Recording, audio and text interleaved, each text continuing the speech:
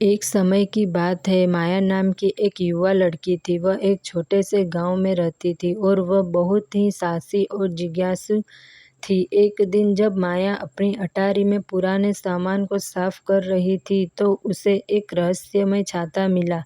छाता बहुत पुराना था, लेकिन माया को लगा कि इसमें कुछ खास है। एक बार बरसात के दिन माया ने उस छाते का इस्तेमाल करने का फैसला किया। जैसे ही उसने इसे खोला, वह एक जादुई देश में पहुंच गई। यह एक अद्भुत जगह थी जहां बात करने वाले जानवर, परियां और रहस्यमय प्राणी मौजूद थे। माया को यह सब देखकर बहुत खुशी हुई, लेकिन वह थोड़ी सी डरी हुई थी। माया ने जल्द ही पता चल गया कि वह इस जादुई देश में फंस गई है। उसे घर वापस जाने का कोई रास्ता नहीं मिल रहा था। उसका जादुई छाता भी गायब हो जाता है। अब वह यह सोचकर घबरा जाती है कि वह अब जाएगी। तभी उसके सामने एक खूबसूरत और बुद्धिमान परी प्रकट हुई। उसने उस अपने बारे में कुछ बताया कि वह वहाँ कैसे आ गई है और अब उसे मदद की ज़रूरत है।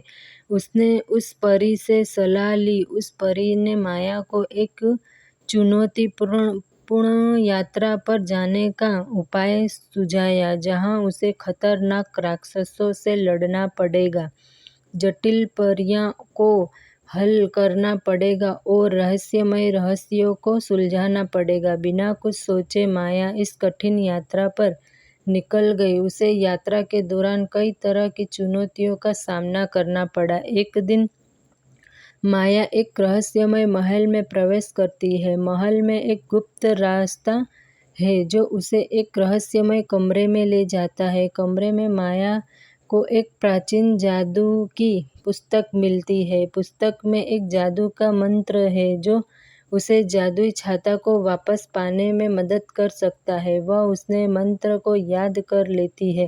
अब वह आगे बढ़ती है। अगले दिन माया को एक खूबसूरत परी मिलती है। परी का नाम रिया है। रिया भी माया के जैसे ही चुनौतियों का सामना करना पसंद करती है। रिया और माया एक दूसरे के मित्र बन जाते हैं। रिया उसे एक जादुई छड़ी देती है जिससे वह किसी को भी गायब कर सकती है, परंतु इस छड़ी का प्रयोग वह केवल एक बार कर सकती है। अब माया आगे बढ़ती है। यात्रा के दौरान एक दिन वह एक गुफा में फंस जाती है जहां एक खतरनाक राक्षस रहता है। उसे राक्षस का सामना करना पड़ता है।